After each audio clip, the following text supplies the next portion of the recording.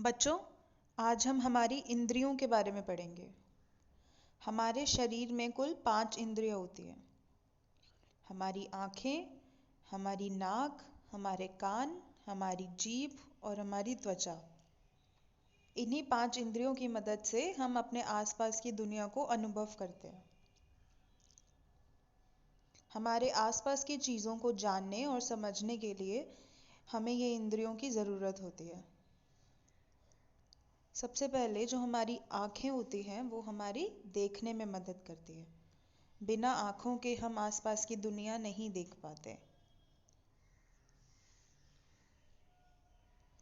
हमारे कान हमें आसपास की आवाज़ों को सुनने में हमारी मदद करते हैं। बिना कानों के आप म्यूज़िक नहीं सुन पाते, चिड़ियों की आवाज़ नहीं सुन पाते और आपके आसपास हो रही जितनी भी चीज़ें हैं आप कुछ भी आवाज़ नहीं सुन पाते।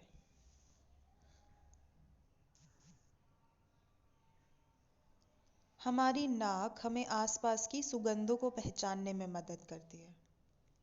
हमारे आसपास कितने अलग अलग तरीके की सुगंधें होती है। खानों में से अलग अलग तरीके की सुगंधें आती हैं, फूलों में से अलग अलग तरीकों की सुगंध आती है। इन सभी सुगंधों को पहचानने में हमारी नाक हमारी मदद करती है।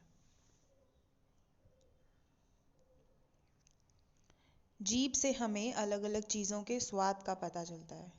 कुछ चीज़ें मीठी होती हैं, कुछ चीज़ें खट्टी होती है, कुछ चीज़ें कड़वी होती हैं।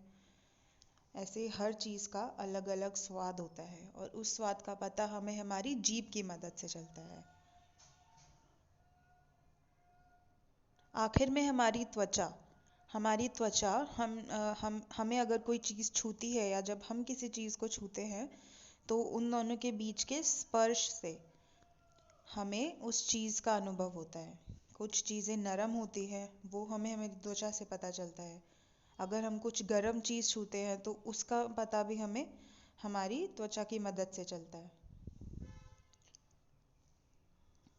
तो कुल मिला के हमारी 5 इंद्रियां हैं: आँखें, नाक, कान, जीभ और त्वचा।